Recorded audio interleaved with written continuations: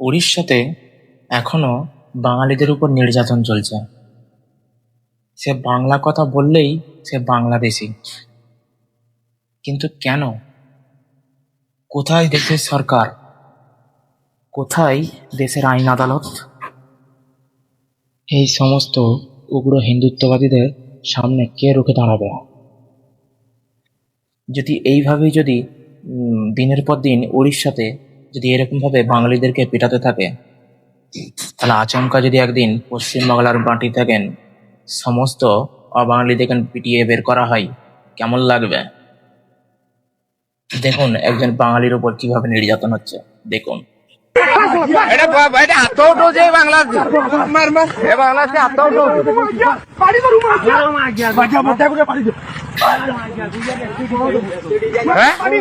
ହାତ ଗୋଡ ଉଠଉଛି ହାତ ଗୋଡ ଉଠଉଛି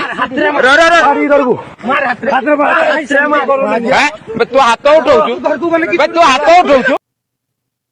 এইগুলো দেখে মনে হচ্ছে দেশের আইন আদালত অন্ধ আর দেশের সরকার পঙ্গ।